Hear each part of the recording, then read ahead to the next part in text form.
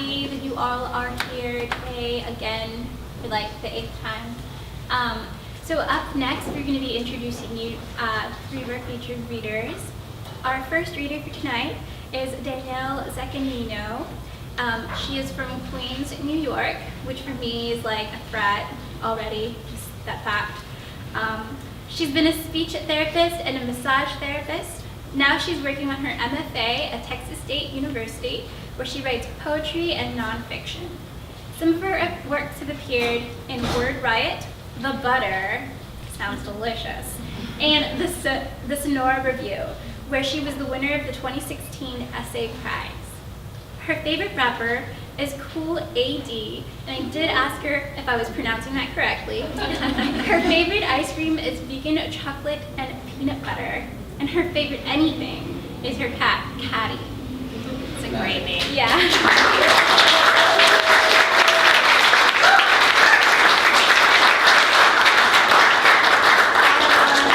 Thank you all for coming out tonight. Thank you, Anar and Chandra and Malvern Books for having this really cool space for women and letting me be a part of it.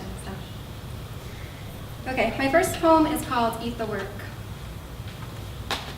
All night I scour the city, get a running start, cartwheel trees from roots, twist hydrants like corkscrews. I twist night the corkscrew roots, start hydrant-like. Get all trees running, cartwheel city from scar. Rain, wraiths, lights out, let reality off its leash. Gut gentle, make myself laugh. Let rain gentle myself off wraith's leash, make reality gut out its lights. I just want to suck the salt off sunflowers, oversoul the raspberry sky. Let this work eat through the silence, dry my clammy hands. I just want to suck dry the clammy sky, eat through my oversoul hands. Silence, sunflowers, the work, let this salt. City, silence my hands, all night running, like I rain sunflowers, start the trees. A cartwheel sky, its gentle twist. Eat work from the roots. Let this out. Make myself lights. Let the oversoul through. I just want reality. Its scar.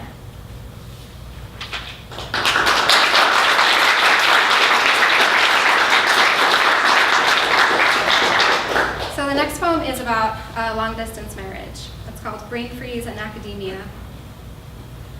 We sink into the cantaloupe snow, mountains heavy on our bellies, our eyes ice blind. This is love. This is how we coat our throats, become like mothers. The air is made of wool. We might be a shoebox diorama, 2 figures, pools of glue, country blues. We have always been melon flesh, man and wife, stay, skin, echoes. We have always been la vie en rose, strands of gold, wire thin, conductive. I've never been the Midwest. Have I missed my flight? Cover us with frozen fruit. I'll keep you Texas warm. Please don't let them dig me up.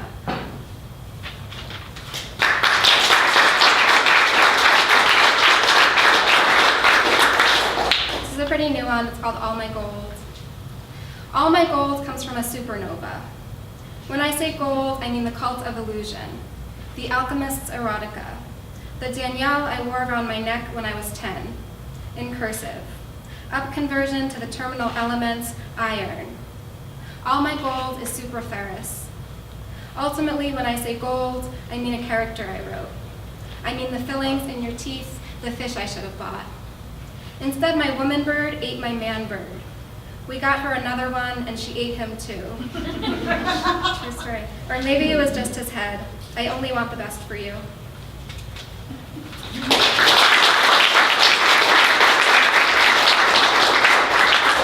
The street names in this poem are streets in New York City where I grew up. Under the Cottonmouth Moon. Flatbush, Tillery, Myrtle Willoughby, where that band played on our first date, where we took off our shirts in the rain. Kosciuszko, Verrazano, where we lay on a roof, where we blazed.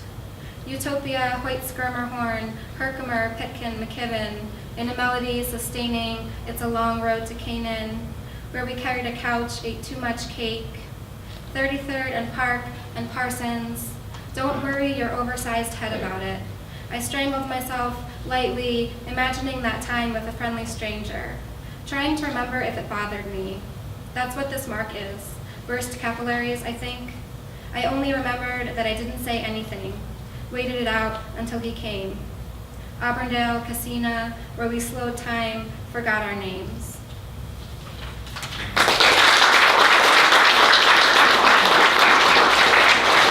This one is a hustle, and the repeated word diavolina means devil in Italian. Devil girl hustle. Stay guarded in the sharp copper rain. She'll catch tacks in her mouth, make you tongue her. It's not a game, diavolina. She ran away from home, she overcame, diavolina, or else was banished, can't be trusted with the flames, diavolina. Asleep, she'll threaten to leave, drill deep, spit poison, fix you up poorly, braid terror into shame. She'll feign pink, slice red, bite the man that feeds her, don't think you've tamed, diavolina. She'll brand the answer in your souls, remember whenever you touch ground, never ask how she became, diavolina. Furrowing her hollow brow, her body is hers alone. She'll strip the muscle off your ribs, stare with disdain. In the closet, rotting, curled up, sewn shut, she knows she needs to kill or maim, diavolina. Rework, reframe, diavolina. Brawler, wrangler, little buffoon, from to strive, at least try to earn the name, diavolina.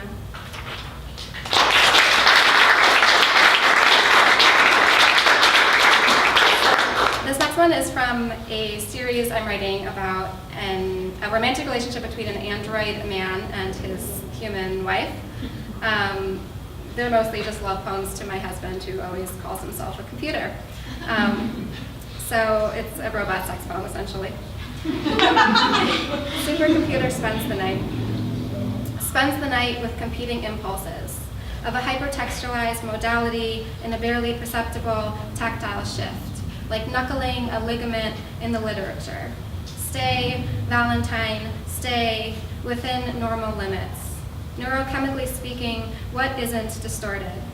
A dissolution heartbeat, misshapen laughter, reenacted by muscle memory, method of inquiry, frantic artifact, unholy sugar work, salted switch speed, cherry sacrament, bulleted exaltation, midnight rain, the story so far, well, same pillow weight, delicate stitch, and a shaky sense of self, sweet human.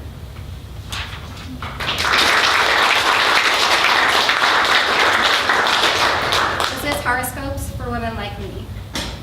Think of evergreens. Keep trying.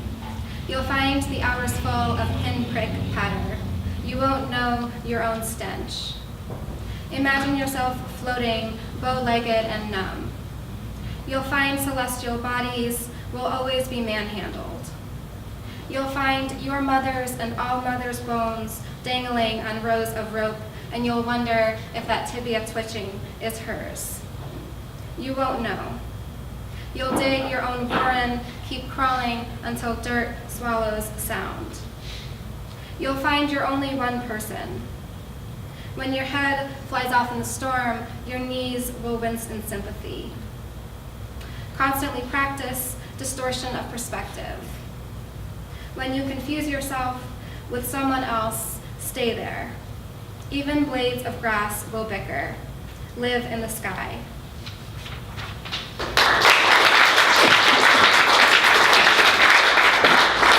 This one is partially based on a cadaver lab I took when I was an undergrad. It's called Exercises in Formaldehyde. He tells me to taste graveyard. He tells me to slice the temporal lobe. He tells me to park a car on the moon, dress it up in corduroy. He tells me the Gila monster lives for summer rain. He tells me not to look at the dead man's eyelashes. He tells me prayer gives him a headache. He tells me everything I wanted to know about a post-privacy world but was too afraid to ask. He tells me to get off the fucking couch.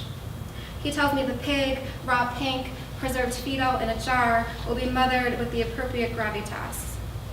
He tells me little buttons in a French accent. He tells me no one will be penalized for shrieking. This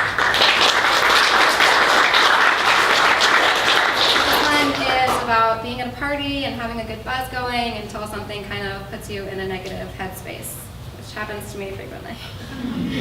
Outdoorsman. The citrus stretch of the bones and the cotton swirl of the thorax circle the party running, confuse the brain, loosen the muscles, padded hip, paper planes rustle.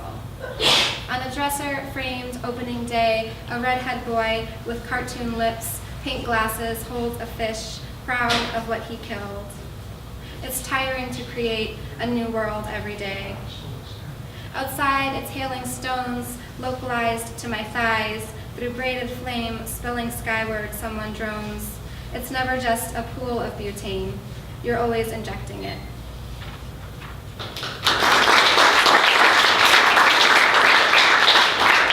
And this will be my last one. Not where I'd planned. Whatever was living in a box in my basement escaped. Every syllable talks about falling for that person or that joke. It was damp down there. Thanks so much for being with us. It was Kafka laughing in the night. Over the years, you might be referring to the crowdedest square, their underdone bodies, and it seemed like those two woke me up. Please resist questioning the shape of the story. But the reason he used the word laughter, under lockdown, a violation of my wishes, who am I kidding? I'm walking into this. Some people score, there's a conventional timing. I didn't take part, and timing is one of the writers of several. I watched as a girl more brazen than me took it home. Just having the kind of loneliness, a certain amount of body parts. Then how do you know? My privacy, a street sign we stole. I would need both. Thank you.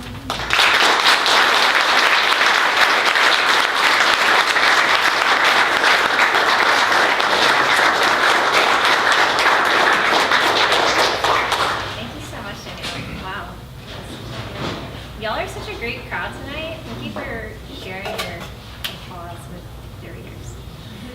Our next featured reader tonight is Meg Griffitts. Great crowd. Originally from Colorado, where she held jobs